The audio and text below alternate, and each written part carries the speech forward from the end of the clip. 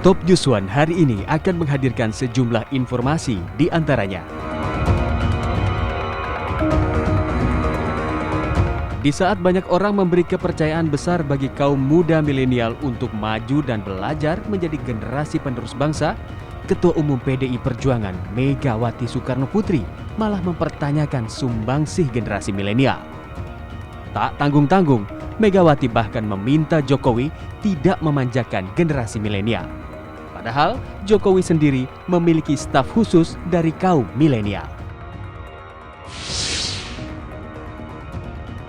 Aktivis lingkungan hidup dan pelaku pariwisata Labuan Bajo menyatakan penolakannya terhadap pembangunan Jurassic Park yang dilakukan di kawasan konservasi Komodo. Jurassic Park dinilai pembangunannya tak sesuai dengan ikon pariwisata yang mengedepankan alam yang masih asli. Bang Fadli, sebagai wakil rakyat, Anda menilai apakah perlu Indonesia, Majelis Ulama Indonesia dan DPR RI mendukung aksi boikot produk negara Prancis.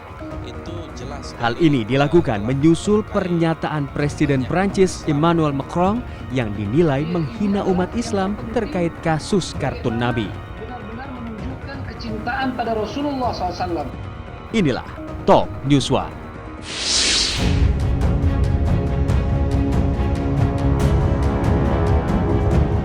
Ketua Umum PDI Perjuangan Megawati Soekarnoputri meminta Presiden tidak memanjakan generasi milenial. Mega bahkan mempertanyakan apa sumbangsi yang telah diberikan generasi milenial untuk bangsa dan negara. Kita mesti jangan jadi kuper. Buka diri ke dunia. Anak muda kita, saya bilang sama Presiden, jangan dimanja. Dibilang generasi kita adalah generasi milenial. Saya mau tanya hari ini, apa sumbangsihnya generasi milenial yang sudah tahu teknologi seperti kita bisa viral tanpa harus bertatap langsung? Apa sumbangsih kalian pada bangsa dan negara ini? Megawati juga menyinggung soal generasi milenial yang melakukan aksi demonstrasi menyikapi pengesahan Undang-Undang Omnibus Law Cipta Kerja lalu yang justru berujung dengan kericuhan dan pengrusakan sejumlah fasilitas umum. Menurut Megawati, tidak ada aturan yang membenarkan massa dapat melakukan perusakan fasilitas publik saat berunjuk rasa. Masa hanya demo aja? Nanti saya dibully. Saya nggak peduli. Hanya demo aja, ngerusak. Apakah ada di dalam aturan berdemo? Boleh saya kalau mau debat. Ada aturan dalam demo, diizinkan karena ketika reformasi kita masuk ke dalam alam demokrasi, ya. Tapi adakah jawab aturannya bahwa untuk merusak? Tidak ada, saya yakin. Tidak. Kalau ada orang bilang ada, Bu, mana dia? Sini.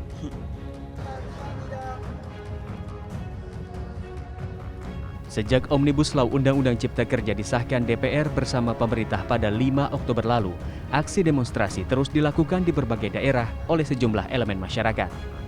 Tak hanya kaum buruh, tetapi aksi juga dilakukan oleh pelajar dan juga mahasiswa.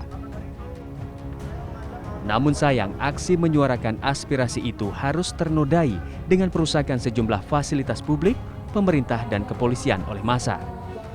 Perusakan terjadi di Jakarta, Yogyakarta hingga Makassar.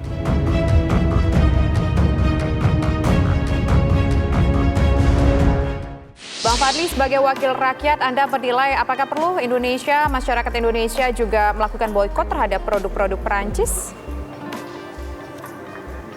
Kalau menurut saya perlu ya, karena kita melihat bahwa apa yang dilakukan oleh Perancis ya, terutama atas instigasi dari Presiden Macron, itu jelas sekali telah melukai banyak umat Islam di Indonesia dan di seluruh dunia sebenarnya.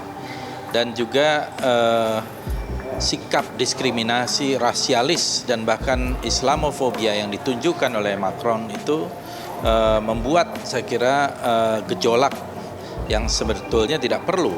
Dan ini hanya terjadi kepada Islam ya.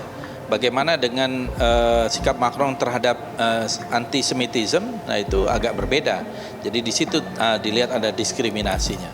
Kiai Zaitun Rajmi melihatnya bagaimana? Apakah memang perlu boikot produk Perancis karena sudah menyinggung hati umat Islam di dunia? Ya. Assalamualaikum warahmatullahi wabarakatuh. Alhamdulillah wassalatu wassalamu ala Rasulillah ba'd. Sesungguhnya bagi kaum muslimin ini adalah yang terpenting, bagaimana benar-benar menunjukkan kecintaan pada Rasulullah SAW.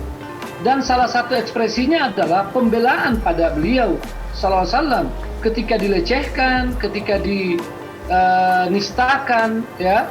Dan ketika umat Islam tidak mempunyai jalan untuk membela Nabi SAW yang dilecehkan, apalagi didukung oleh negara dengan pidato presidennya sendiri, ya, Presiden Prancis, maka memboikot itu adalah salah satu hal yang bisa dilakukan oleh kaum muslimin. Ya, makanya banyak ormas Islam di Indonesia telah menyatakan itu, menyampaikan pemboikotan terhadap produk-produk dari negara Prancis, ya. Karena bagi muslim, bagi orang beriman, wajib untuk membela Nabi SAW sebagai bentuk kecintaan. Dan mudah-mudahan ini bisa memberikan efek jera kepada Prancis, ya, dan juga negara-negara lain atau pihak-pihak lain yang tidak henti-hentinya melakukan pelecehan, penistaan pada Nabi SAW dan kadang-kadang pada Al-Quran, ya, dan berbagai syiar-syiar Islam. Prof. Hikmahanto, apakah mungkin ini berpotensi eskalasi akan terus meningkat ketika tidak ada jalur diplomasi yang digunakan?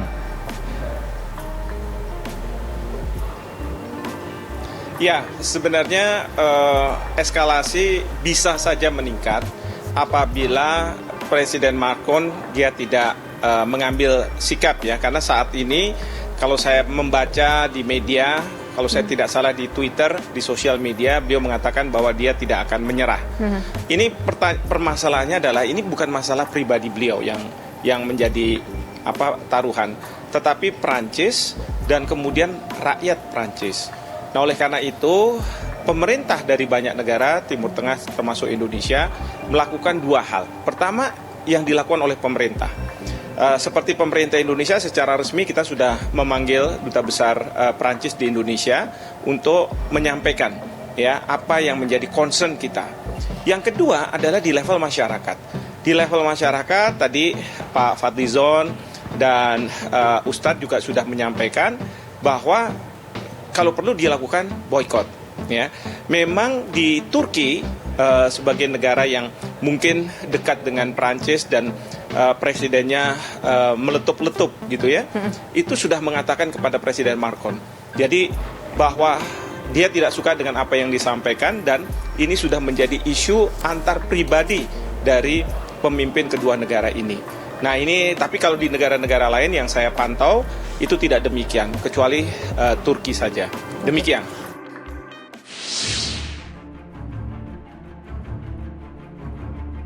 Aktivitas pembangunan geopark di kawasan wisata Loh Buaya, Taman Nasional Komodo mulai dikerjakan Kementerian PUPR sejak September lalu. Pembangunan tetap dilanjutkan meski mendapatkan penolakan dari sejumlah pihak. Proyek ini dinilai dapat merusak habitat asli komodo di Pulau Rinca.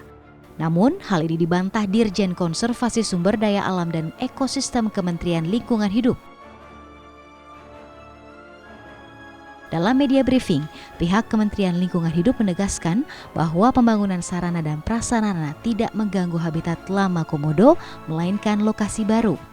Dalam prosesnya, keberadaan komodo dipastikan tidak terganggu.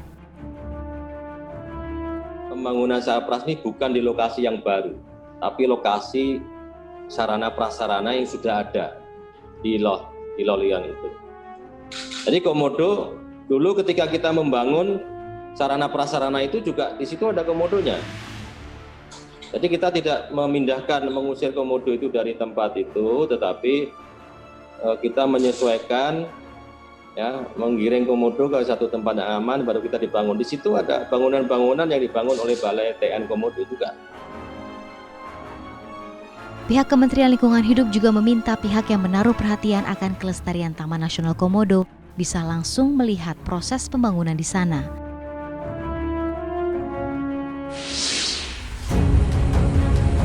Proyek pembangunan geopark di Loh Buaya, Pulau Rinca, kawasan Taman Nasional Komodo yang menjadi kontroversi masih berlangsung sampai saat ini. Proyek yang dikerjakan Kementerian Pekerjaan Umum dan Perumahan Rakyat itu ditargetkan rampung pada pertengahan tahun depan. Proyek ini diprotes oleh LSM dan aktivis lingkungan hidup, serta pelaku industri pariwisata Labuan Bajo. Mereka menilai pembangunan ini bertolak belakang dengan ikon pariwisata Komodo yang menjual kekayaan alam yang masih asri. Kita bersama para pelaku wisata, juga para penggiat konservasi di Labuan Bajo menolak dengan tegas. Kita sudah nyatakan penolakan melalui berbagai macam cara, termasuk juga bersurat ke DPR Pusat, lalu juga ke UNESCO dan UNEP. Ya, inti dari penolakan kita itu sebenarnya sangat mendasar. Yang paling pertama bahwa pembangunan geopark yang ada di Pulau Rinca itu, di kawasan Loh Buaya Pulau Rinca itu sangat berdampak buruk bagi bentang alam setempat, bagi kelestarian satwa atau ekosistem setempat.